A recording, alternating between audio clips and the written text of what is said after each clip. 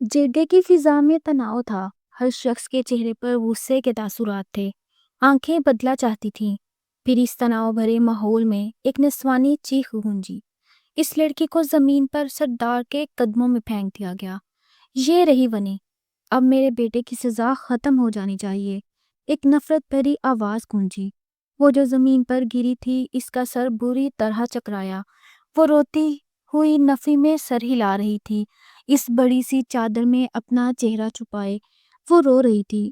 دھوکہ، اتنا بڑا دھوکہ! اس کا آج آخری رشتے سے بھی اعتبار اٹھ گیا تھا۔ سردار کے گارڈز نے اسے بازو سے پکڑے کھڑا کیا۔ اس کی ہیزل گرین آنکھوں میں ابھی تک بے یقینی تھی۔ کوئی اس حد تک کیسے گر سکتا ہے؟ نکاح خواہ کو بلایا جائے، گاؤں کے سردار نے گویا اعلان کیا۔ وہ اس گارڈ کی پکڑ میں بن پانی مچھلی کی طرح تڑپی تھی۔ چھوڑو مجھے، میں ان کی کچھ نہیں لگتی۔ یہ شخص، یہ میرا بھائی نہیں ہے، تو میں کیوں اس کی وجہ سے یہ سزا اپنے سر لوں؟ وہ چیخ کر اپنا آپ آزاد کروانے کی کوشش کر رہی تھی، جب ایک بار پھر ایک گارڈ نے اسے بازو سے دبوچے اپنے مالک کے قدموں میں پھینکا۔ وہ جو بھی وہاں آیا ہی تھا، وہ سیدھا اس کے قدموں میں آ گری۔ اتنی ذلت تو آج تک اس کی نہیں ہوئی تھی۔ وہ لوگوں کے لیے تماشا تھی، بس ایک تماشا۔ نکاح خواہ آ چکا تھا۔ اس سے پہلے گارڈ آگے بڑھ کر اسے پھر سے پکڑتا۔ اس مرد کی سنجیدہ آواز پورے جرگے میں گونجی۔ اسے ہاتھ کیسے لگایا؟ وہ اگلے ہی پل گارڈ کے چہرے پر ایک مکہ مار چکا تھا کہ سب کے ہاتھ منہ تک گئے۔ عورت ذات کو چھونے کا تمہیں کس نے کہا؟ کیا یہ ہماری روایات ہیں؟ وہ اس گارڈ کو کالر سے دبوچے کھڑا تھا۔ بس کرو شادان! سردار عالم کی آواز پر اس نے ایک جھٹکے سے گارڈ کو چھوڑ دیا۔ جاؤ، دفع ہو جاؤ یہاں سے، آئندہ تمہارے لیے کوئی نوکری نہیں ہے۔ وہ سخت طیش میں تھا۔ گارڈ خاموشی سے سر جھکا کر پلٹ گیا۔ اس نے پہلی بار چہرہ اٹھائے اسے دیکھا۔ وہ 25-26 سالہ کانچ جیسی سبز آنکھوں کا مالک، وجیح اور سنجیدہ چہرہ، اس کے تیکھے نکوش 6 فٹ سے نکلتا قد، اس کی سرخ رنگت، کترتی سینہ اور مضبوط چوڑی جسامت۔ وہ جو کوئی بھی تھا بہت حسین تھا۔ اس نے زندگی میں بہت سارے مرد دیکھے، مگر ایسا ہینڈسم مرد آج پہلی بار دیکھا تھا۔ کالے رنگ کے سوٹ میں کندھے پر چادر ڈالے وہ کافی روبدار نظر آ رہا تھا۔ وہ جلدی سے دونوں ہاتھ زمین پر رکھتی اٹھی۔ اسے لگا شاید وہی اس پر رحم کر لے۔ وہ بھی اس کی وجہ سے گارڈ کو نوکری سے نکال چکا تھا۔ میرا کوئی قصور نہیں ہے، میں سچ کہہ رہی ہوں۔ یہ شخص میرا کچھ نہیں لگتا۔ اس کی سزا مجھے مت دیں۔ یہ میرا بھائی نہیں، یہ لوگ مجھے دھوکے سے یہاں لائے ہیں۔ پلیز آپ مجھے جانے دیں، میں آپ کے سامنے ہاتھ جوڑتی ہوں۔ اس نے ہاتھ جوڑ دیے۔ وہ سنجیدگی سے اسے دیکھ رہا تھا، جس کی صرف آنکھیں ہی نظر آ رہی تھی۔ ان آنکھوں میں کچھ تھا، کوئی سچائی، کوئی بے بسی، کوئی تکلیف، مگر شادان کا دل اس وقت پتھر ہو چکا تھا۔ مولوی صاحب، نکاح شروع کریں۔ سردار صاحب کی آواز پر اس کا ننھا سا دل ٹوٹ کر جیسے ریزہ ریزہ ہوا تھا۔ اس نے بے بسی سے اس شخص کو دیکھا جسے امید ہو وہ اسے یہاں سے جانے دے گا، مگر وہ سکون سے پلٹا اور ایک کرسی پر بیٹھ گیا، جیسے اس معصوم سی لڑکی کے قدموں سے جان نکل گئی۔ وہ وہیں زمین پر گرتی چلی گئی۔ آنکھیں پتھر ہو گئیں، وہ آنکھیں جن میں کل تک ڈھیروں خواب تھے آج تو رہی تھیں۔ آج تو رو رہی تھی۔ اس نے ایک نظر اٹھا کر اس مرد کو دیکھا جسے 2 گارڈز نے دبوچ رکھا تھا۔ اس لڑکی کی آنکھوں میں ایسی تکلیف تھی کہ وہ نگاہیں چرا گیا۔ مولوی صاحب اس سے نکاح کے لیے رضامندی لے رہے تھے۔ رمیسا ملک ولد اکرم ملک، آپ کا نکاح شادان شاہ ولد سکندر شاہ سے سکہ رائج الوقت کیا جاتا ہے، کیا آپ کو قبول ہے؟ میں تمہارے سامنے ہاتھ جوڑتی ہوں، میرے بیٹے کی جان بچا لو۔ کانوں میں کہیں دور سے ایک ماں کی فریاد گونجی۔ اس کے وجود سے جیسے ہر جذبہ ختم ہو گیا۔ قبول ہے، اس کے لب پھڑ پھڑائے۔ 3 بار جواب دیا۔ شادان بھی ایجاب و قبول کر چکا تھا۔ اسے سانس لینے میں تکلیف ہونے لگی۔ اچانک اس کا دم گھٹنے لگا۔ وہ بری طرح سے اپنے سینے کو مسلنے لگی۔ چادر چہرے سے سرک گئی۔ سب اسے تڑپتے ہوئے دیکھ رہے تھے۔ شادان کو کچھ غلط ہونے کا احساس ہوا۔ وہ اٹھ کر اس کے پاس آیا۔ کیا ہوا ہے اسے؟ غصے سے فہد سے پوچھا، جسے گارڈز نے جکڑ رکھا تھا۔ وہ گارڈ سے اپنا آپ آزاد کروا رہا تھا۔ اس نے گارڈز کو اشارہ کیا تو گارڈز نے اسے چھوڑ دیا۔ وہ تیز قدموں سے رمیسا تک آیا۔ رومی رومی اس کے پاس زمین پر بیٹھ گیا۔ اس کا گال تھپ تھپا رہا تھا۔ اس کا انہیلر کہاں ہے؟ اپنے باپ کو دیکھتے وہ چیخا۔ اگلے چند سیکنڈ میں اس کا انہیلر وہ اس کے منہ سے لگا رہا تھا۔ رمیسا نے لمبے لمبے سانس لینے کی کوشش کی۔ 5 منٹ بعد جا کر اس کا سانس درست ہوا۔ اس سے استحما ہے۔ فہد کی بات پر شادان نے بے حد بے یقینی سے اس لڑکی کو دیکھا جو عمر سے 18 سال سے بھی کم لگتی تھی۔ اگر اس کے پاس انہیلر نہ ہو تو وہ سانس نہیں لے سکتی۔ دوا وقت پر نہ ملے تو اس کی جان کو خطرہ ہو سکتا ہے، وہ شادان کو بتا رہا تھا۔ رمیسا اسے نہیں سن رہی تھی۔ اس نے اپنی مٹھی میں انہیلر دبوچ لیا، فہد سے دور ہو گئی۔ میں آپ کو کچھ نہیں لگتی، آئندہ مجھے ہاتھ لگانے کی کوشش کی تو بہت برا ہوگا، وہ دبے دبے غصے سے پھٹ پڑی۔ شادان اس کے چہرے کو دیکھتا رہ گیا، نگاہی چہرے پر اب پڑی تھی۔ اس کی خوبصورت ہیزل گرین آنکھیں، ان میں جھلکتی نمی، اس کا سفید بے داغ ملائی جیسا چہرہ، اس پر میٹھے میٹھے آنسوں کے نشان، اس کے خوبصورت نقش نین گول مٹول چہرہ، دبلی پتلی وہ خوبصورت دوشیزہ تھی، اتنی خوبصورت کہ کوئی بھی مرد اسے ایک بار دیکھ لے تو دوبارہ دیکھنے کی تمنا ضرور کرے۔ عمر سے تو محض 17-18 سال کی لگتی تھی۔ فہد شرمندگی سے پیچھے ہو گیا، وہ زمین سے اٹھ گئی، ایک نظر اکرم ملک کو دیکھا جس کے چہرے پر شرمندگی کے کوئی تاثرات نہ تھے۔ مبارک ہو، آپ کے بیٹے کی جان بخشی ہو گئی، لیکن میں آپ سے آخری بار کچھ کہنا چاہتی ہوں۔ وہ بنا اتنے سارے لوگوں کی پرواہ کیے بول رہی تھی، آپ کے ایسی گندی اور دھوکے باز اولاد کے باپ ہونے پر لعنت۔ وہ اتنی اونچی آواز میں بولی تھی کہ سب کے ہاتھ لبوں تک گئے۔ اس نے منہ سے وہ الفاظ نہیں، وہ زہر نکالا تھا جو اس باپ کی سماعت میں گیا۔ اسے غصہ ایسا آیا کہ حد نہیں۔ اکرم ملک کا ہاتھ اٹھا تھا، مگر اس سے پہلے وہ تھپڑ رمیسا کے چہرے پر پڑتا، درمیان میں ہی کسی نے اس کا ہاتھ پکڑ لیا۔ وہ شادان شاہ تھا۔ ہمت کیسے کی اس پر ہاتھ اٹھانے کی؟ وہ ایسی سختی سے گر آیا کہ سب حیرت سے یہ تماشا دیکھ رہے تھے۔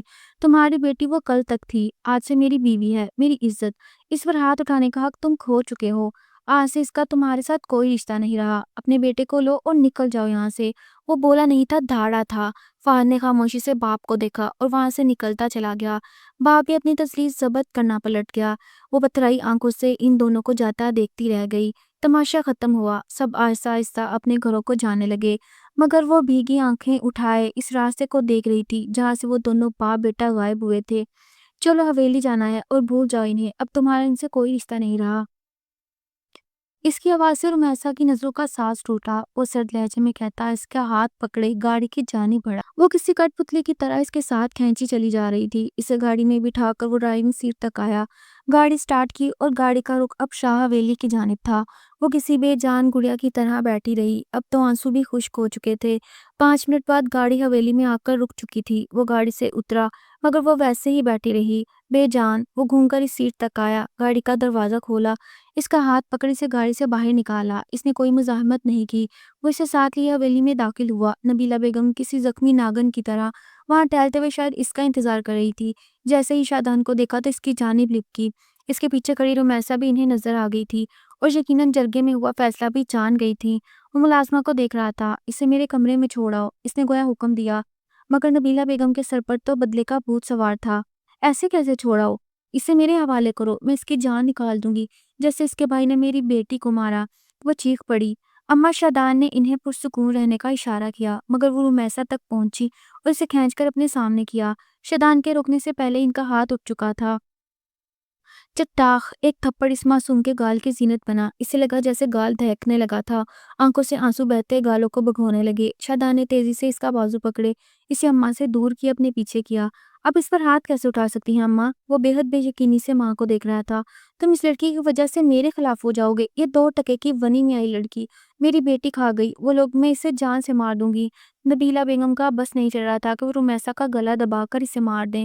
اماں، آپ اسے آئندہ نہیں ہاتھ لگائیں گی، یہ اب میری بیوی ہے، اس کا ان لوگوں سے کوئی تعلق نہیں رہا، اب میرے نام سے منسوب ہو چکی ہے، اب اس پر دوبارہ ہاتھ نہیں اٹھائیں گی۔ اسے سزا دینے کا حق صرف میرا ہے، اسے کیا سزا دینی ہے وہ میں طے کروں گا، اور میری سزا آپ کے اس تھپڑ سے زیادہ بھیانک ہوگی۔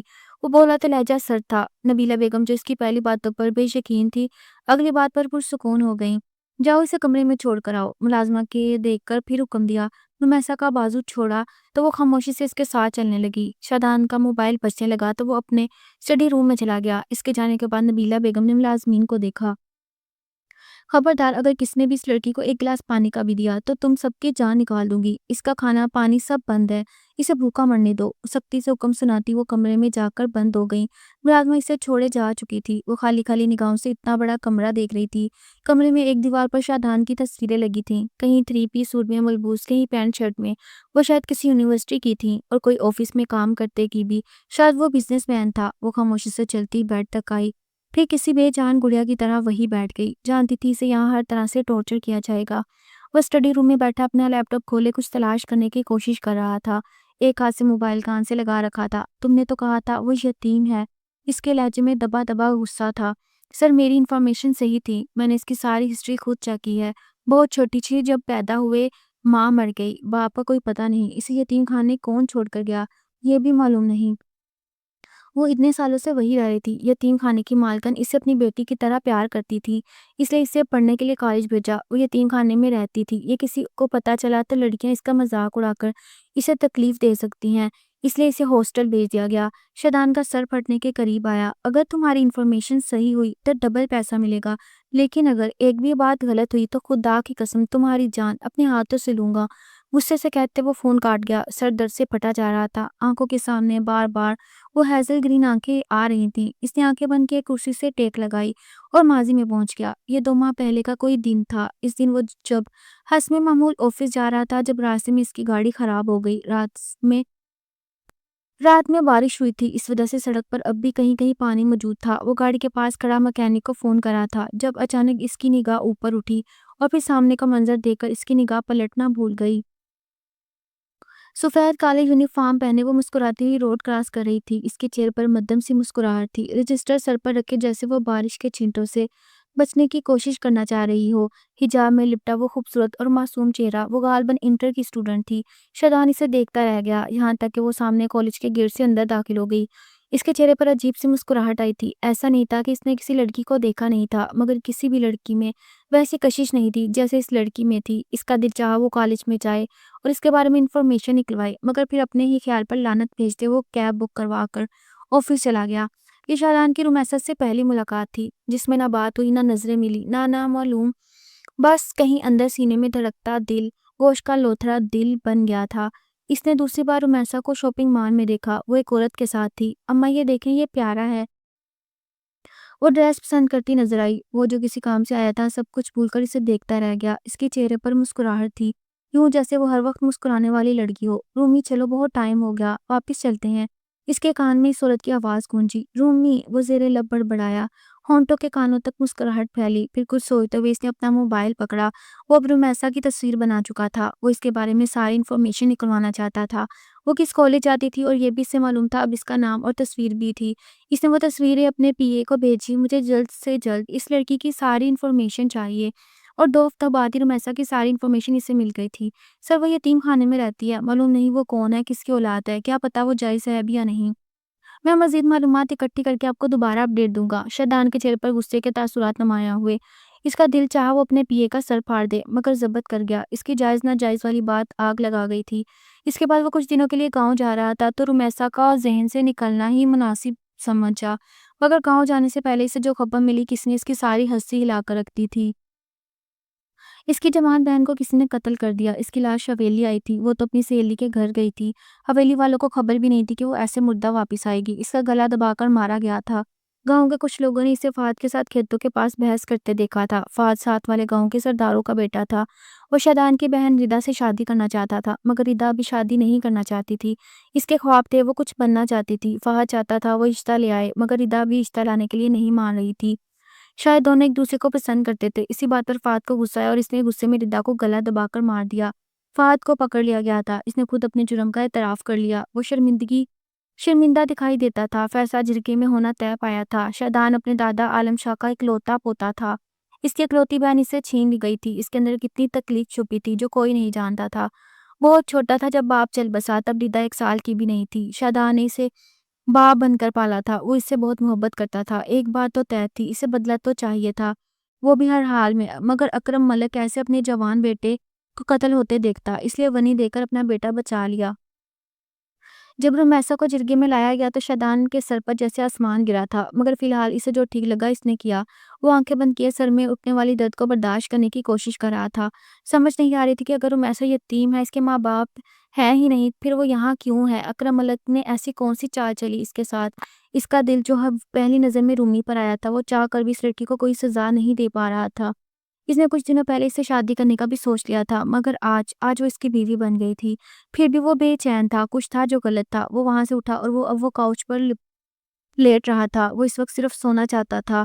باہر حویلی پر رات اتر چکی تھی۔ اس نے شاید آج صبح سے ناشتہ بھی نہیں کیا تھا، مگر جسم گرم ہونے لگا تھا، اسے بخار ہو رہا تھا۔ پھر وہ کب لیٹے لیٹے سو گیا، کوئی احساس نہیں ہوا۔ رات کا کوئی پہر تھا، باہر مسلسل بادل گرج رہے تھے، جس کی آواز سے اس کی آنکھ کھلی۔ وہ حیرت سے آس پاس دیکھ رہی تھی۔ وہ اب تک شادان کے کمرے میں تھی، کب بیٹھے بیٹھے بیٹھ کر سے ٹیک لگائے اس کی آنکھ لگی۔ اسے احساس نہیں ہوا۔ اب اس کی نیند اڑی تو پیٹ میں شدید درد ہونے لگا۔ ہاتھ کی مٹھی میں ابھی تک انہیلر دبا ہوا تھا۔ وہ اسے بیڈ کی سائڈ ٹیبل پر رکھتی اٹھی، چادر کو اچھے سے کندھوں پر مضبوطی سے لیا اور آس پاس کمرے میں نگاہ دوڑانے لگی۔ اس سے شدید پیاس لگ رہی تھی اور بھوک سے تو برا حال تھا۔ وہ کمرے میں کہیں بھی نہیں تھا۔ وہ کچھ جھجکتی ہوئی کمرے سے باہر آ گئی، کیونکہ کمرے میں پانی نہیں تھا۔ وہ ڈرتی ہوئی سیڑھیاں اترتی نیچے آئی تو نبیلہ بیگم بھی اس وقت پانی کا جگ لیے کچن سے نکلتی نظر آئیں۔ رمیسا کو دیکھ کر ان کے چہرے پر نفرت کے سائے پھیل گئے۔ کیا مسئلہ ہے؟ کیا لینے آئی ہو؟ ان کے پیچھے ہی ملازمہ بھی کچن سے باہر نکلی۔ وہ میں پانی، اس سے بولا نہیں جا رہا تھا۔ اس عورت کا اتنا دبدبا تھا، میری بیٹی کو کھا گئے تم لوگ، اب پانی بھی چاہیے تم پر۔ اس گھر کا ایک بھی قطرہ حرام ہے، میری طرف سے پیاسی مر جاؤ، مجھے کوئی فرق نہیں پڑتا۔ وہ ابھی بھی نفرت سے بات کر رہی تھی۔ رمیسا کی آنکھیں آنسوؤں سے بھر گئیں۔ آنٹی میں بے قصور ہوں، میں وہ لڑکی نہیں ہوں۔ وہ وضاحت دینا چاہتی تھی، مگر دوسری طرف سننے والے کوئی دلچسپی نہیں تھی۔ تمہاری آنٹی نہیں ہوں میں، آج کے بعد مجھے مخاطب کرنے کی کوشش مت کرنا۔ وہ پہلے سے بھی بلند آواز تھاڑی۔ اس سے زیادہ رمیسا سے کھڑا نہیں ہوا جا رہا تھا۔ صبح سے کچھ کھایا بھی نہیں تھا، اوپر سے کمزوری کے باعث اب اسے چکر آنے لگے تھے، دل گھبرانے لگا تھا تو اور سانس لینے میں بھی تکلیف ہونے لگی۔ وہ وہیں زمین پر گھٹنوں کے بل بیٹھ کر تڑپنے لگی۔ اسے ٹینشن کی وجہ سے سانس لینے میں تکلیف ہونے لگتی تھی۔ نبیلہ بیگم اسے تڑپتے دیکھ رہی تھی۔ کیا ہوا، تکلیف ہو رہی ہے؟ بہت سرد لہجے میں پوچھا۔ وہ بہت مشکل سے بولنے کی ہمت کر پائی۔ انہیلر، پلیز میرا انہیلر لا دیں، میں مر جاؤں گی۔ وہ بولی تو آنکھوں سے آنسو بہنے لگے۔ جاؤ اوپر کمرے میں دیکھو اور انہیلر لے کر آؤ۔ آنکھوں نے ملازمہ کو حکم دیا۔ وہ بھاگتی ہوئی گئی اور 2 منٹ بعد ہی واپس نیچے آئی، مگر نبیلہ بیگم کے اشارے پر وہیں رک گئی۔ اس انہیلر کو کچرے میں پھینک دو، اسے ایسے ہی گٹ گٹ کر مرنے دو جیسے میری بیٹی مری۔ وہ بھی مرنے سے پہلے ایسے ہی تڑپی ہوگی نا، میں بھی، اب تم ایسے ہی تڑپو۔ وہ اس کے کانوں میں جیسے زہر انڈل کر پیچھے ہٹی۔ اسے ایسے ہی تڑپنے دو، اگر تم نے اسے انہیلر دیا تو تمہاری سانسیں میں روکوں گی۔ وہ حکم سنا رہی تھی۔ ملازمہ نے خاموشی سے اس بات میں سر ہلایا۔ شادان کہاں ہے؟ وہ اپنے کمرے میں جاتے جاتے رکی۔ وہ صاحب اسٹڈی میں سو رہے ہیں۔ ملازمہ کی بات پر انہوں نے اسٹڈی روم کی جانب دیکھا، جس کی مدن سی لائٹس روشن تھی۔ وہ اپنے کمرے میں چلی گئیں۔ رمیسا بن پانی مچھلی کی طرح اپنے سینے کو مسلتی ہوئی کھڑی تھی۔ پلیز یہ مجھے دے دو، اللہ کا واسطہ، اس نے ملازمہ کی منتیں کی، مگر ملازمہ خاموشی سے کھڑی رہی۔ اس کی آنکھوں میں ہمدردی تھی، مگر قدم پتھر، یوں جیسے اپنے مالکن کی وفادار ہو۔ رمیسا کو لگا وہ مر جائے گی، مگر نہیں، اگر وہ مر گئی تو اپنی بے گناہی کیسے ثابت کرے گی؟ وہ جلدی سے زمین سے اٹھی، بہت مشکل سے خود میں اتنی ہمت جمع کی۔ ملازمہ خاموشی سے اس کی ساری کارروائی دیکھ رہی تھی۔ وہ لڑکھڑاتے قدموں سے اسٹڈی روم کی جانب بھاگی، دروازہ بہت مشکل سے کھولا۔ دھاڑ کی آواز سے شادان، جو گہری نیند میں تھا، اس کی نیند ٹوٹی، مگر وہ آنکھیں نہ کھول پایا۔ اس نے ایک نظر شادان کو دیکھا، جو وہاں سو رہا تھا۔ نہ جانے کیوں اسے یقین تھا وہ اسے مرنے نہیں دے گا۔ آج کا سارا دن اگر اس نے کسی کے ساتھ اچھا سلوک کیا تھا تو بس یہی شخص تھا۔ وہ اس کے قریب آئی، وہیں زمین پر بیٹھ گئی، جلدی سے شادان کا بازو ہلایا کہ شادان کی نیند ٹوٹی۔ وہ حیرانگی سے آس پاس دیکھتا، سب سمجھنے کی کوشش کرنے لگا۔ ٹھیک ہے، ہوا کیا ہے؟ بخار سے اس کا چہرہ سرخ ہو رہا تھا، سر کا درد اب بھی ویسا ہی تھا۔ مجھے سانس نہیں آ رہا، میں مر جاؤں گی۔ وہ اسے اپنی طرف متوجہ پا کر فریاد کرنے لگی۔ جیسے ایک دم سے وہ ہوش و حواس میں لوٹا، جلدی سے اپنا سر درد سنبھالے اٹھا۔ وہ تڑپ رہی تھی۔ رومی، کیا ہوا؟ تم ٹھیک ہو؟ وہ فوراً اس کا چہرہ اپنے ہاتھ میں لیتے بولا۔ اس نے اٹکتی سانسوں کے درمیان اسے آدھی ادھوری بات سمجھائی کہ اس کا انہیلر ملازمہ کے پاس ہے اور وہ دے نہیں رہی۔ شادان کے کانچ جیسی سبز آنکھیں سرخی جھلکانے لگی۔ وہ سر درد، غصہ، فرسٹریشن، بخار اور اوپر سے رمیسا کی حالت نے اس کی وحشت کو جیسے ہوا دے دی۔ اگلے ہی پل حویلی کے در و دیوار لرز اٹھے۔ بلقیس بلقیس! وہ ملازمہ کو آواز نہیں دے رہا تھا، چیخا تھا۔ ملازمہ جلدی سے بھاگتی اندر داخل ہوئی۔ جی صاحب جی۔ وہ ساری کام گئی۔ وہ زمین سے اٹھا، ملازمہ کے پاس آ کر بنا کچھ کہے اس کے ہاتھ سے انہیلر چھینا اور واپس رمیسا کی جانب بھاگا۔ وہ اس کے منہ سے انہیلر لگا چکا تھا، اس کا وجود اب بھی لرز رہا تھا۔ وہ رو رو کر نڈال ہو گئی تھی۔ کتنے منٹ لگے تھے اسے اپنا سانس بحال کرنے میں۔ اس نے ایک بار پھر ملازمہ کو دیکھا۔ کہاں کا بدلہ، کہاں کا قتل، وہ سب بھول گیا۔ بس یاد تھا تو اتنا کہ وہ اس کی بیوی تھی اور اس وقت اس کی حویلی میں وہ تڑپ رہی تھی۔ ایسا سلوک وہ کبھی بھی ایکسیپٹ نہیں کرتا تھا۔ کھڑی شکل کیا دیکھ رہی ہو؟ پانی لے کر آؤ، وہ دھاڑا تھا۔ وہ صاحب جی، بی بی جی، وہ کچھ بتانا چاہ رہی تھی۔ میں نے کہا پانی لے کر آؤ، دفع ہو جاؤ یہاں سے۔ وہ اس وقت بالکل بھی نارمل انسان نہیں لگ رہا تھا۔ ملازمہ جلدی سے کچن کی جانب بھاگی۔ وہ نڈال سی زمین پر بیٹھی صوفے کی پائنی سے سر ٹکا چکی تھی۔ اس کا وجود جیسے ہی بے چان ہو چکا تھا، مگر آنکھوں سے آنسو بہتے جا رہے تھے۔ وہ اس کے قریب ہوا۔ رومی! اس نے بے حد نرمی اور محبت سے پکارا، ایسی نرمی اور محبت کہ وہ کہاں آتی تھی۔ وہ بے ساختہ ہی رونے لگی، وہ بھی اونچی آواز میں۔ شادان اس کے قریب ہوا اور پھر بنا کچھ کہے اسے اپنے ساتھ لگا لیا۔ رمیسا کو جیسے محسوس ہی نہ ہوا، وہ تو رونے میں مصروف تھی۔ اس نے رمیسا کو اپنی باہوں میں لیے اسے تحفظ کا احساس دلایا۔ اس کے بال تھپکے تو وہ اس کے سینے سے لگتی اونچی اونچی آواز میں رو پڑی۔ پہلی بار کسی مرد نے اسے اتنی نرمی سے ہینڈل کیا تھا، ورنہ یہ وہ شخص نہیں لگتا تھا جس کی بہن کو مارا گیا تھا۔ کہاں کا بدلہ، کون سی تکلیف، کیسی اذیت دینا، وہ سب بھول گیا، کیونکہ وہ جو ابھی کچھ دیر قبل اسے اذیت میں دے کر اس کا دل دھڑکنا رکا تھا، اس کے بعد ہر اذیت دینے کی سوچ ختم ہو گئی۔ بس سب ٹھیک ہے، کچھ نہیں ہوا، بس وہ اسے تسلی دے رہا تھا۔ اتنے میں ملازمہ پانی لے کر آئی تو شادان نے پانی کا گلاس پکڑ کر رمیسا کے منہ سے لگایا۔ پانی حلق سے نیچے اترا تو کہیں جا کر رمیسا کو کچھ سکون ہوا۔ تم نے کچھ کھایا؟ وہ نرمی سے پوچھ رہا تھا۔ رمیسا کا سارا وجود اب سسکنے لگا تھا۔ وہ کیا کہتی؟ کوئی جواب ہی نہیں تھا، اور شاید جواب کی ضرورت تھی بھی نہیں۔ وہ جواب جان گیا تھا۔ جلدی سے جاؤ اور کھانا گرم کر کے لاؤ۔ ملازمہ ہڑبڑا کر کچن کی طرف بھاگی۔ وہ زمین سے اٹھا، اسے سہارا دے کر اٹھایا اور صوفے پر بٹھایا۔ وہ اب بھی رو رہی تھی۔ شیطان کا دل چل رہا تھا، کیا ایسی ہوتی ہے محبت؟ وہ بس سوچ ہی سکا۔ میں اکرم ملک کی اصل بیٹی نہیں ہوں۔ وہ لوگ مجھے دھوکے سے یہاں لائے تاکہ اپنے بیٹے کی جان بچا سکیں۔ الفاظ تھے کہ پگھلا ہوا سیسا جو کسی نے شادان کے وجود میں اتارا۔ وہ اس کے پاس ہی بیٹھ گیا۔ کون ہو تم؟ سب جاننا ہے مجھے۔ وہ کافی سنجیدہ تھا۔ میں یتیم خانے میں پلی بڑی ہوں، ماں کی موت ہو گئی تھی۔ وہ کون تھی میں نہیں جانتی، مجھے وہاں کون چھوڑ کر گیا یہ بھی معلوم نہیں، میں وہیں رہنے لگی۔ یتیم خانے کی مالکن بہت اچھی ہیں، وہ مجھے سگی بیٹیوں کی طرح پیار کرتی ہیں، تو میں نے انہیں اماں کہنا شروع کر دیا۔ مجھے نہیں معلوم ماں کیسی ہوتی ہیں، میرے نزدیک تو وہ ماں ہے، اس لیے وہی میرے لیے خاص تھی۔ اکرم ملک کی اصل بیٹی کا نام رمیشا تھا۔ اس کے گھر والے بھی پیار سے اسے رومی کہتے ہیں۔ وہ بے یقینی سے اسے سنے گیا۔ وہ سر جھکاتی بار بار اپنے آنسو صاف کر رہی تھی۔ میری رمیشا سے پہلی ملاقات کالج کے پہلے دن ہوئی تھی۔ اس کی دوستیں اسے رومی کہہ رہی تھی، مجھے بھی سب پیار سے رومی کہتے تھے، تو ہم ایک ساتھ بیٹھ گئیں، باتیں ہوئی اور آہستہ آہستہ ہماری دوستی بڑھ گئی۔ میں نے اسے اپنی زندگی کے بارے میں سب سچ بتایا تھا کہ میں یتیم خانے میں رہی اور ہاسٹل میں رہتی ہوں۔ اس کی کسی بات سے ایسا شک نہیں پڑتا تھا کہ وہ مجھے کوئی دھوکہ دے گی۔ اس نے مجھے یہ بتایا کہ وہ گاؤں کے سردار کی بیٹی ہے۔ اس کی باتوں سے مجھے بھی گاؤں دیکھنے کا شوق ہو گیا۔ اکثر ویکنڈ پر میں اماں سے اجازت لے کر یتیم خانے جانے کے بجائے اس کے ساتھ ان کی حویلی جاتی۔ اس کی ماں مجھے بالکل بیٹیوں کی طرح پیار کرتی۔ فہد بھائی مجھے بہنوں کی طرح ٹریٹ کرتے۔ اس کا باپ مجھے بیٹی کہتا۔ جب اسے ایسے پتا چلا کہ میں یتیم خانے میں رہی، وہ سب مجھے کسی فیملی کی طرح ٹریٹ کرتے تھے۔ میں نہیں جانتی تھی وہ مجھے اس طرح دھوکہ دے جائیں گے، اپنے فائدے کے لیے استعمال کریں گے۔ رمیشا نے مجھ سے کہا کہ اس کے بھائی سے ایک گناہ ہو گیا اور میں وہاں جا کر جرگے میں آپ لوگوں سے بات کروں کہ اس کے بھائی کو معاف کر دیں۔ رمیشا نے یہ بھی کہا اگر وہ کہیں گئی تو وہ لوگ اسے ونی میں لے جائیں گے اور وہ آپ سے نکاح کرنے میں انٹرسٹڈ نہیں ہے، وہ شاید کسی اور کو پسند کرتی تھی۔ میں اس کے باپ کے ساتھ آ گئی۔ اس کی ماں نے ہاتھ جوڑے، کہا میرے بیٹے کو بچا لو۔ مجھے دکھ ہوا کہ میرے پاس کوئی فیملی نہیں، لیکن میں کسی دوسری فیملی کو ٹوٹا ہوا بھی نہیں دیکھ سکتی تھی۔ میں آ گئی، مگر اس کے بعد جو اس کے باپ نے کیا وہ آپ کے سامنے تھا۔ میرا کیا قصور ہے کہ میں نے رمیشا سے دوستی کی؟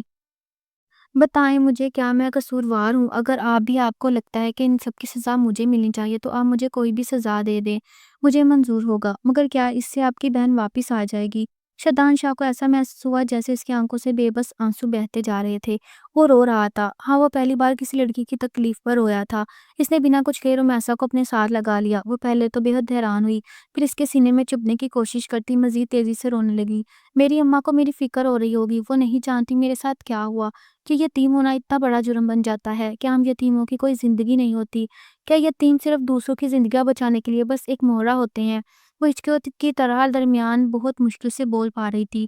شیطان اس کا سر ٹپک رہا تھا۔ بس ایسا کبھی نہ کہنا، اب تم یتیم ہو، اب میں تمہارے ساتھ ہوں، تمہارا ولی ابھی زندہ ہے، بیوی ہو تم میری، اب یتیم نہیں ہونا ہے، بے آسرا۔ اور اس شخص نے ایسا کیوں کیا، وہ اسے حساب دینا ہوگا۔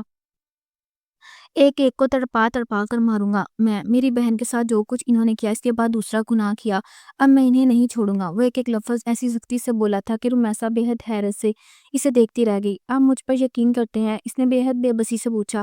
ہاں، کیونکہ میں جانتا ہوں یہ آنکھیں جھوٹ نہیں بول رہی، وہ اس سے نرمی سے کہہ رہا تھا۔ وہ بے ساختہ روتے ہوئے دوبارہ اپنا سر اس کے سینے پر رکھ گئی۔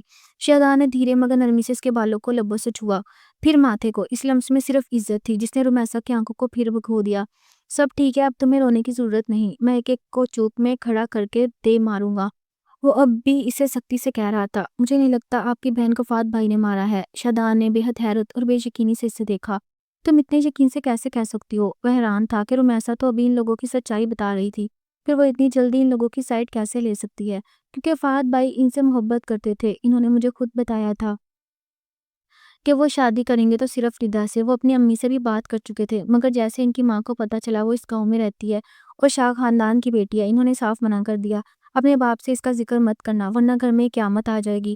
مگر فہد بھائی پیچھے ہٹنے کو تیار نہیں تھے۔ انہوں نے کہا، محبت کی بے دل لگی نہیں، شادی کروں گا صرف اس سے۔ وہ ان سے بہت محبت کرتے تھے۔ جو شخص محبت کرتا ہے وہ جان نہیں لے سکتا۔ میں نے فہد بھائی کی آنکھوں میں تکلیف دیکھی ہے، وہ تکلیف ردا کو مارنے کی نہیں، ان کی جان نہ بچا پانے کی ہے۔ شیطان کو لگا جیسے اس کے سر سے ٹرین دھڑا دھڑ گزر رہی ہے۔ پھر اس نے ایسا کیوں کہا؟ اس نے ہی میری بہن کو مارا ہے، کیونکہ اس نے خود ہی اپنا جرم قبول کیا تھا۔ رمیسا اسے ہی دیکھ رہی تھی، مگر جیسے اس کا دماغ بہت تیزی سے کام کر رہا تھا۔ وہ لڑکی کافی ذہین تھی، یہ بات شیطان کو اب سمجھ آ رہی تھی۔ ہو سکتا ہے وہ جانتے ہو قتل کس نے کیا اور وہ قاتل کون ہے، ڈیفینڈ کرنے کی کوشش کر رہے ہوں، کوئی ایسا شخص جو ان کی زندگی کے بہت قریب ہو۔ میں نہیں جانتی، مگر میرا دل کہتا ہے آپ کی بہن کو فہد بھائی نے نہیں مارا۔ جو محبت کرتے ہیں وہ کبھی بھی اپنی محبت کو تکلیف نہیں دے سکتے۔ اور شیطان اس کے ان الفاظ میں جیسے اٹک کر آ گیا۔ وہ ٹھیک ہے تو کہہ رہی ہو، جو محبت کرتے ہیں وہ مارنے کا حوصلہ نہیں رکھتے۔ اس سے بھی تو کہیں نہ کہیں رمیسا سے محبت ہو گئی تھی۔ اگر محبت نہ ہوتی تو اب تک کیا اس کے اتنے قریب بیٹھی ہوتی؟ ہاں، تم ٹھیک کہہ رہی ہو، وہ واقعی جس سے محبت ہے انسان اسے تکلیف میں نہیں دے سکتا، بالکل ویسے جیسے میں تمہیں تکلیف میں نہیں دے سکتا۔ اور رمیسا پھٹی پھٹی نگاہوں سے اسے دیکھا۔ محبت؟ وہ بے حد حیرانگی سے زیر لب بڑبڑائی۔ ہاں، محبت، بہت محبت کرتا ہوں تم سے۔ میں نے تمہیں پہلی بار سڑک کے کراس کرتے دیکھا، وہ پہلی نظر میں ہی تم مجھے پسند آ گئی، اس لیے تو تمہیں یہاں گاؤں میں دیکھ کر میں بہت حیران تھا۔ لیکن تم فکر مت کرو، ہر انسان کو حساب دینا ہوگا۔ اگر فہد بے قصور ہے تو میں اسے کوئی سزا نہیں دوں گا، یہ میرا تم سے وعدہ ہے۔ وہ نرمی سے اس کا گال تھپ تھپا کر کہہ رہا تھا۔ پہلی بار رمیسا کو ایسا لگا جیسے وہ اس بڑی دنیا میں تنہا نہیں رہی، کوئی اس کا اپنا بھی ہے۔ کیا واقعی اتنی محبت کرتے ہیں آپ مجھ سے کہ مجھے تکلیف میں نہیں دیکھ سکتے؟ وہ پھٹی پھٹی نگاہوں سے پوچھ رہی تھی۔ میں نہیں جانتا رومی کے لو ایٹ فرسٹ سائٹ والی کوئی تھیوری ایگزسٹ کرتی ہے یا نہیں، لیکن مجھے صرف 2 ہی ملاقاتوں میں تم سے محبت ہو گئی، بے حد محبت۔ میں نہیں جانتا تم کون ہو، تمہارا نام کیا ہے، تم کہاں رہتی ہو، بس تمہیں دیکھا اور دل نے کہا اگر کبھی شادی کی تو اس سے کروں گا۔ میں نہیں جانتا تھا ہمارا نکاح ان حالات میں ہوگا اور وہ لوگ اپنی بیٹی کو بچانے کے لیے تمہیں ونی کر لیں گے۔ اگر یہاں تمہاری جگہ کوئی اور ہوتی تو اب تک میرے ہاتھوں شاید مر گئی ہوتی، مگر یہ صرف تم ہو جو میرے پہلو میں میرے اتنے قریب بیٹھنے کا حق رکھتی ہو، کیونکہ میں چاہ کر بھی تمہیں کوئی تکلیف نہیں دے سکتا۔ ان کی باتوں کے دوران لازمہ کھانا رکھ چکی تھی۔ میں جانتا ہوں تمہارا نکاح جن حالات میں ہوا، ان حالات میں شاید تم نے اتنی جلدی اس عمر میں سوچا بھی نہیں تھا، مگر میں تمہارے ساتھ اپنی ساری زندگی گزارنا چاہتا ہوں، تمہیں ہمیشہ اپنی بیوی کے روپ میں دیکھنا چاہتا ہوں۔ کیا تم ہمیشہ میرے ساتھ رہو گی؟ وہ اس کا ہاتھ پکڑے بہت امید سے پوچھ رہا تھا، جبکہ رمیسا تو بے حد حیرانگی سے اسے دیکھ رہی تھی۔ آپ مجھ سے بدلہ نہیں لیں گے؟ وہ بے یقین تھی۔ شہزادہ نے نفی میں سر ہلایا۔ جب تمہارا کوئی قصور نہیں تو تم سے بدلہ کیوں لوں گا؟ بتاؤ، رہو گی میرے ساتھ؟ مجھ سے محبت کرو گی جیسے میں تم سے کرتا ہوں؟ اس کے چہرے کو دونوں ہاتھوں کے پیالے میں بھرا تو رمیسا کی آنکھوں سے آنسو نکلنے لگے۔ اس نے کب محبت کی شکل دیکھی تھی؟ مگر میری پڑھائی؟ اسے فوراً اپنی پڑھائی کی فکر لاحق ہوئی۔ کوئی مسئلہ نہیں، تم پڑھو، میں تمہاری پڑھائی پوری کرواؤں گا۔ مگر تم نے میری بات کا جواب نہیں دیا۔ وہ جیسے بے چین ہو رہا تھا۔ رمیسا نے اس کا ہاتھ اپنے ہاتھ میں لیا، اسے محسوس ہوا رمیسا کے ہاتھ کانپ رہے ہیں، تو شہزادہ نے اس کے دونوں ہاتھ اپنے نرم ہاتھوں میں لیتے سہلائے۔ میں نہیں جانتی محبت کیسی ہوتی ہے، لیکن اگر آپ مجھ سے محبت کرتے ہیں تو میں آپ کی محبت کی قدر کرتی ہوں۔ آپ ساری زندگی میرے ساتھ اسی طرح رہیں گے، میری فکر کرنے والے، میری تکلیف پر تڑپنے والے، تو میں ساری زندگی آپ کے ساتھ رہوں گی۔ آپ میرے شوہر ہیں تو صرف آپ سے ہی محبت کروں گی۔ کیونکہ یہ آپ کا حق ہے۔ وہ مان گئی تھی۔ ہاں واقعی شک کے لیے تو کوئی بھی مان جائے گا، پاگل ہی ہوگی جو اسے جیسے مرد کو اپنانے سے انکار کرے۔ شادان کو لگا جیسے کس نے اسے نئی زندگی کا پروانہ سنا دیا ہو۔ بے ساختہ اسے اپنے قریب کر کے اپنے سینے سے لگایا۔ اب رومیسا کا جسم جیسے ڈھیلا ہو چکا تھا۔ اسے محسوس ہوا شادان کو بخار تھا، مگر اب بخار کی تاثیر کم ہونے لگی تھی۔ بہت شکریہ میری زندگی میں آنے کے لیے۔ میں تم سے وعدہ کرتا ہوں میں سب کچھ ٹھیک کر دوں گا۔ اس نے دھیرے سے رومیسا کے ماتھے پر لب رکھتے اس کی آنکھوں سے نکلتے آنسو صاف کیے، پھر وہاں سے اٹھا کھانا اس کے پاس لے کر آیا، اپنے ہاتھوں سے اس کو کھانا کھلایا۔ جب اچانک رومیسا کو کچھ یاد آیا، میں ایک بار اپنی ماں سے ملنا چاہتی ہوں، پلیز آپ مجھے ان سے ملوا دیں۔ بہت مان سکھا جیسے اسے امید تھی وہ اسے نہ نہیں کریں گے۔ اوکے صبح چلیں گے۔ اسے اپنے ہاتھوں سے کھانا کھلاتا گیا، وہ خاموشی سے کھاتی گئی۔ کھانا کھانے کے بعد اسے پانی پلایا، پھر وہ اس کا ہاتھ پکڑے اٹھا۔ چلو کمرے میں چلتے ہیں، تمہاری طبیعت ٹھیک نہیں، ریسٹ کرو۔ اس لیے وہ سیڑھیاں چڑھ گیا۔ پیچھے نبیلہ بیگم نے کمرے کے دروازے میں کھڑی ان دونوں کی پشت کو گھورتی رہ گئی۔ نہ جانے اس لڑکی میں ایسا کیا تھا کہ ان کا بیٹا اس لڑکی کے سامنے گھٹنے ٹیک چکا تھا۔ اب وہ سر جھٹک کر کمرے میں چلی گئی۔ کمرے میں داخل ہونے کے بعد اس نے رومیسا کو بیڈ پر لٹایا، اس پر بلینکٹ دے رہا تھا۔ وہ خاموشی سے لیٹ کر آنکھیں بند کر گئی، دوسری سائڈ اس کے پاس آ کر بیٹھا اور اس کے بالوں میں انگلیاں چلانے لگا۔ وہ پرسکون ہوتی گہری نیند اتر گئی۔ حویلی پر اگلی صبح کا آغاز ہو چکا تھا۔ وہ اماں کو صبح ہوتے ہی ساری بات بتا چکا تھا، جسے سن کر نبیلہ بیگم گہرے شوق میں تھیں۔ اکرم ملک نے اتنا بڑا دھوکہ دیا، وہ حیران تھی۔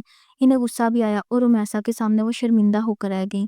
صبح کھانے کے ٹیبل پر انہوں نے ہاتھ جوڑ کر رومیسا سے معافی مانگی تھی۔ رومیسا نے فوراً ان کے ہاتھ پکڑ لیے۔ آپ ایسا مت کریں آنٹی، آپ کی بیٹی آپ سے چھینی گئی، آپ کی جگہ کوئی بھی ماں ہوتی تو ان کا ایسا رد عمل ہوتا۔ وہ اتنی اعلیٰ ظرف تھی۔ شادان کو اپنی پسند پر فخر ہوا۔ آنٹی مت کہو مجھے، انہوں نے کچھ غصے سے کہا تو رومیسا نے بے بسی سے انہیں دیکھا۔ سوری، وہ میں آئندہ احتیاط کروں گی، وہ مشکل بول سکی۔ نبیلہ بیگم مسکرا دی۔ آنٹی نہیں کہنا، آپ سے مجھے شادان کی طرح اماں کہنا ہے۔ اور رومیسا نے حیرت سے انہیں دیکھا۔ اس کی اٹکی سانسیں بحال ہوئیں۔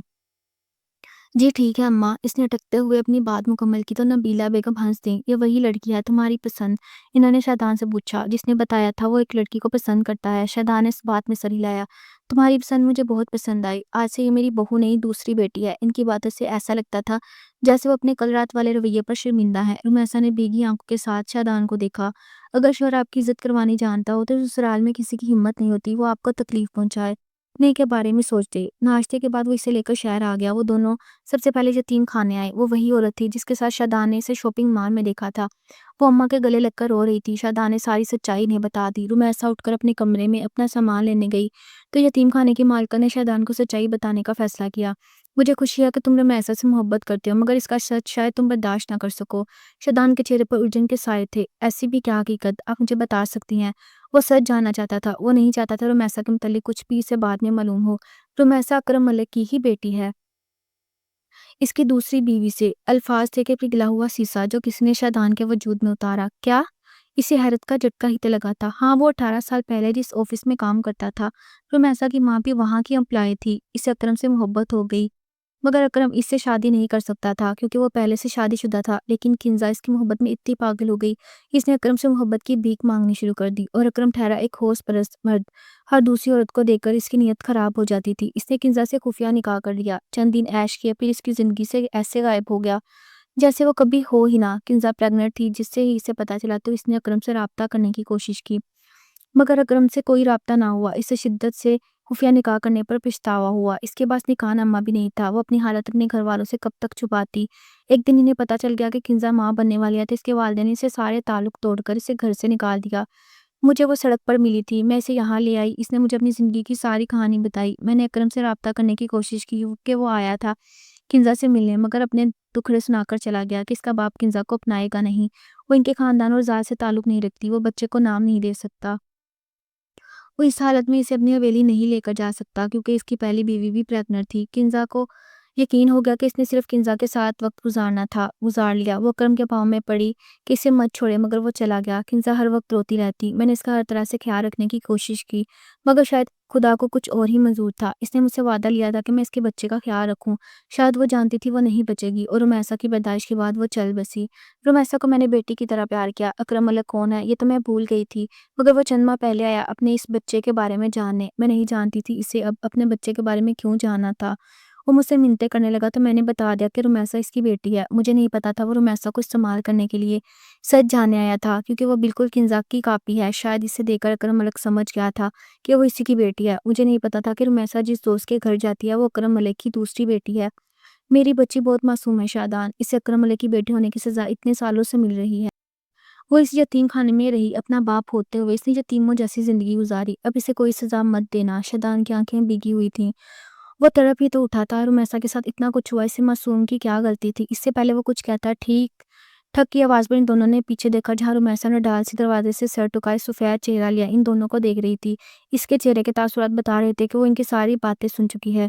وہ جلدی سے کرسی سے اٹھا رمیسا کے پاس آیا، اس سے پہلے وہ لڑکھڑا کر گرتی ہوئی اسے تھام کر اپنے ساتھ لگا چکا تھا۔ رومی، اس نے دھیرے سے پکارا۔ وہ جو کب سے ضبط کیے کھڑی تھی وہ پھوٹ پھوٹ کر رو پڑی۔ نہیں، ایسا نہیں ہو سکتا، میں اس گھٹیا آدمی کی بیٹی نہیں ہوں۔ وہ رمیشا، وہ میری بہن نہیں، وہ دھوکے باز ہے۔ ایسا نہیں، اماں کہہ دیں کہ بس ایک گندا مذاق تھا۔ میں کس کی بیٹی نہیں، میں تو بس یتیم ہوں، میرا کوئی باپ نہیں۔ یہ زندگی سب سے بھیانک سچائی تھی۔ اماں روتے ہوئے اسے معافی مانگ رہی تھی، سچ چھپانے کی وہ اس کا سر تھپک رہا تھا۔ کچھ نہیں ہوا رومی، سب ٹھیک ہے۔ وہ شخص تمہارا کچھ نہیں لگتا، مجھے دیکھو، میں تمہارا شوہر ہوں، میں تمہارا اپنا، تمہارا محرم اور تمہارا ولی ہوں، صرف میں۔ اس پی کی آنکھ کے ساتھ شادان کو دیکھا، لیکن یہ سچ ہے کہ میں اس شخص کی بیٹی ہوں۔ اس کا مطلب میں ونی میں آئی وہ پاگل ہونے کے در پہ تھی۔ اسے ایسا محسوس ہو رہا تھا جیسے اس کا سر پھٹ جائے گا۔ بس کچھ بھی سچ نہیں۔ جب اس شخص نے تمہیں اپنا نام تک نہیں دیا تو اس کے بیٹے کی سزا سہنا تمہارا حق نہیں۔ اسے اپنے فائدے کے لیے بیٹی یاد آ گئی۔ تب کہاں تھا جب وہ اس کی بیٹی یتیم خانے میں یتیموں جیسی زندگی گزارتی تھی؟ وہ نرمی سے کہہ رہا تھا، مگر رمیسا کا سانس اکھڑنے لگا۔ رومی، وہ سانس نہیں لے پا رہی تھی۔ اماں جلدی سے بھاگتے اس کے کمرے میں گئی تاکہ اس کا پہلا انہیلر لا سکیں۔ 2 منٹ بعد دوا ملی تو اس کا سانس درست ہوا۔ بس سب ٹھیک ہے، میں کہہ رہا ہوں نا، مجھے اس سچ سے کوئی فرق نہیں پڑتا۔ میں تم سے محبت کی تھی، تمہارا باپ کون ہے اس بات سے مجھے فرق نہیں پڑتا، بس تم میری، صرف میری۔ وہ اسے سمجھا رہا تھا۔ شادان، اب مجھے کبھی چھوڑیں گے تو نہیں نا؟ نہ جانے کس خوف کے تحت اس نے پوچھا۔ کبھی نہیں میری جان۔ وہ اسے اپنے احسار میں مضبوطی سے لیتا اس کے ماتھے پر لب رکھ چکا تھا۔ لیکن اگر آپ نے مجھ سے محبت کرنی کم کر دی تو میں مر جاؤں گی۔ شادان نم آنکھوں سے ہنس پڑا تھا۔ کبھی بھی نہیں شادان کی زندگی ہو تم۔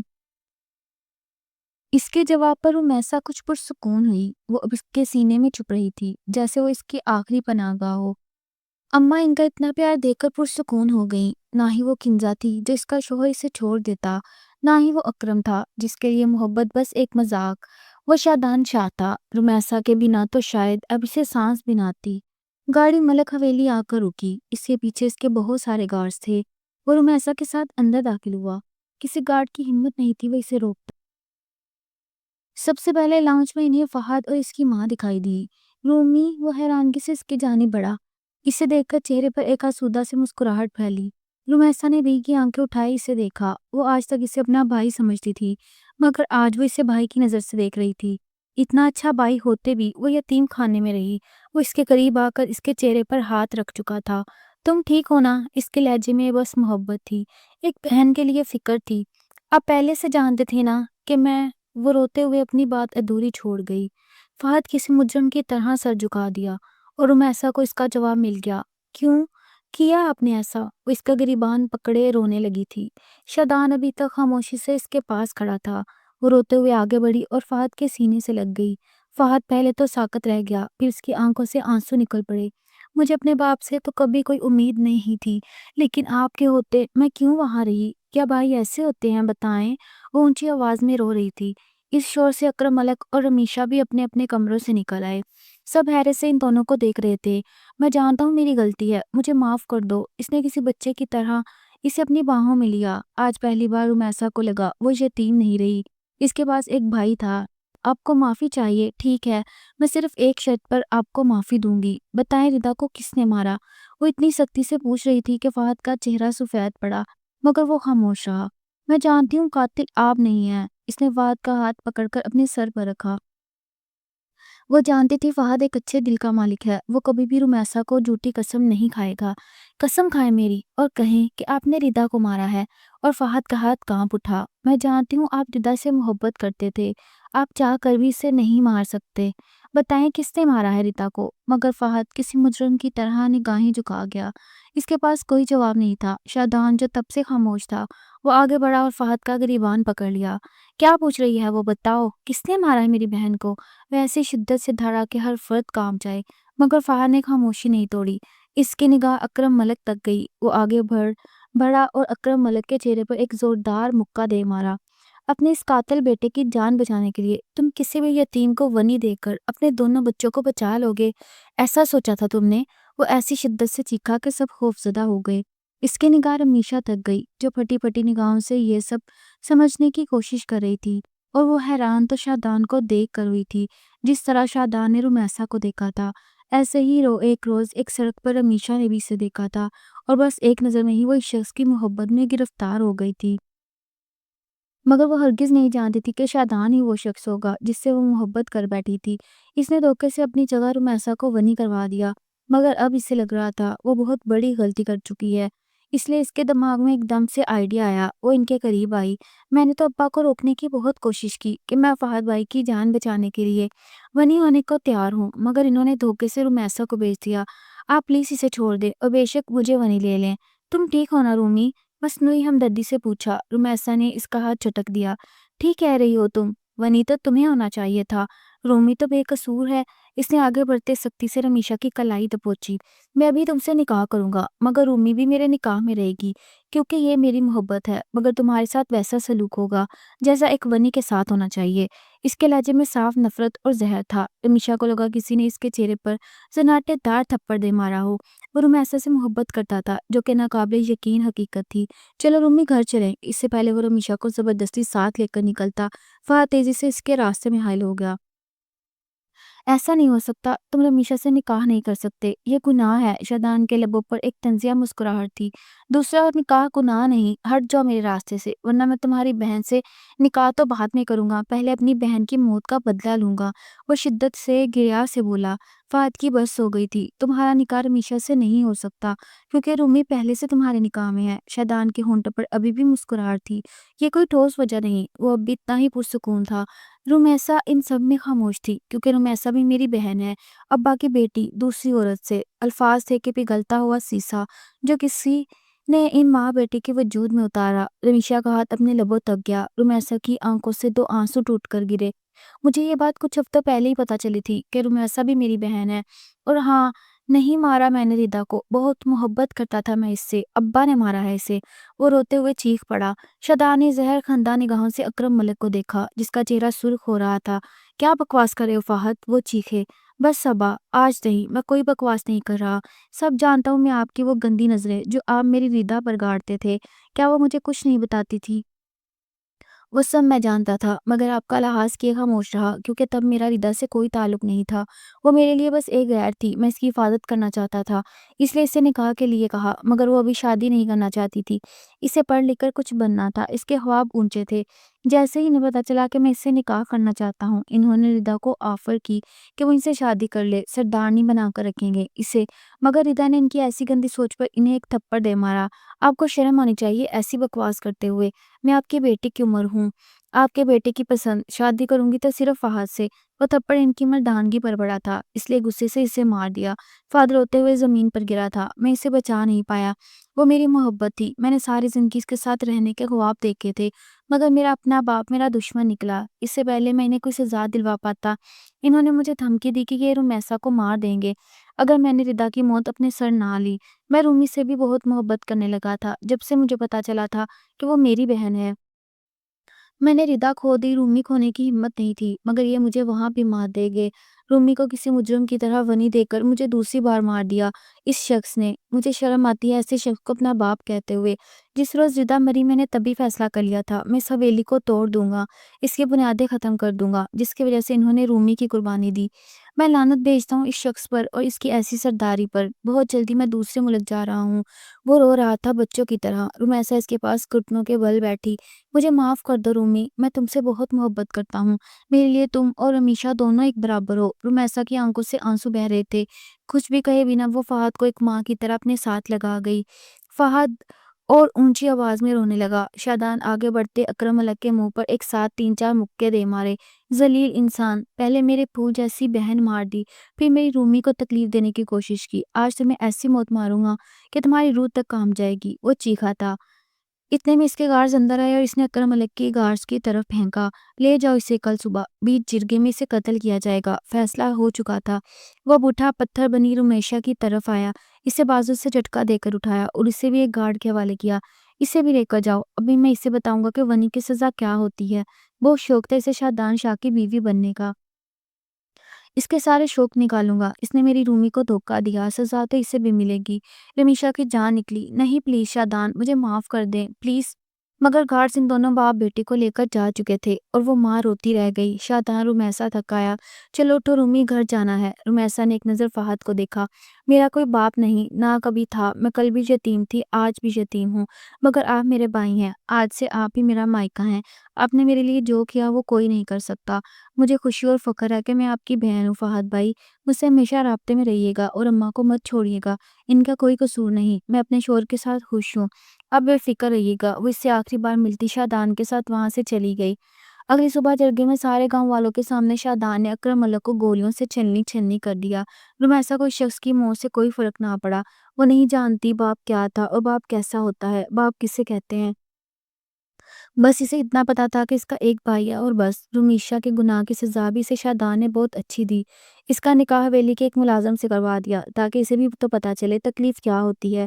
اب وہ ایک چھوٹے سے گھر میں رہتی تھی، نوکرانوں کے سر عیش کرنے والی، آج در بدر بھٹک گئی تھی۔ اس کی ایک بار رمیسا سے ملاقات ہوئی تھی، وہ حویلی آئی تھی کسی کام سے۔ اس نے ایک نظر خود کو دیکھا، ایک نظر رمیسا کو۔ یتیم خانے میں رہنے والی رمیسا آج مہنگے کپڑوں میں موجود گاؤں کی سردارنی تھی اور اپنے باپ کی شہزادی رمیشہ آج ایک ملازمہ تھی۔ تم نے اپنی سزا میری جھولی میں ڈالی، خدا اسے میرا نصیب لکھا۔ اگر تم خود بنی ہوئی ہوتی تو آج شادان تمہارے ہوتے، مگر تم نے مجھے دھوکا دیا۔ میں نے تمہیں دوست نہیں بہن سمجھا تھا، دل سے بہن مانا تھا، مگر تم نے کیا کیا۔ خدا کا انصاف ایسا ہی ہوتا ہے۔ آج تمہیں دیکھ کر مجھے تم پر ترس بھی نہیں آ رہا، نہ کوئی ہمدردی ہو رہی ہے، مجھے تم سے بہن والی فیلنگ بھی نہیں آتی۔ میں اپنے شوہر کے ساتھ بہت خوش ہوں، ان سے بہت محبت کرتی ہوں کیونکہ وہ مجھے محبت دیتے ہیں۔ وہ آخری الفاظ سے جو رمیسا نے رمیشہ سے کہے، پھر کبھی رمیشہ کو رمیسا سے ملنے نہیں دیا گیا اور یہ شادان کا حکم تھا۔ فہد اپنی ماں کو لے کر وہ حویلی چھوڑ کر ہمیشہ کے لیے دوسرے ملک چلا گیا، وہاں جا کر اپنا کام شروع کر لیا۔ رمیسا اور شادان اپنی زندگی میں خوش تھے، امید تو تھی کہ کہیں دور ردا کی روح بھی اب سکون میں ہوگی۔ یہ دنیا مکافات عمل ہے، جو کرو گے وہ واپس لوٹے گا، اس لیے دوسروں کے لیے گھڑا کھودتا ہے، اسے گرنا تو خود ہی پڑتا ہے۔ خدا کے انصاف سے ڈرنا چاہیے۔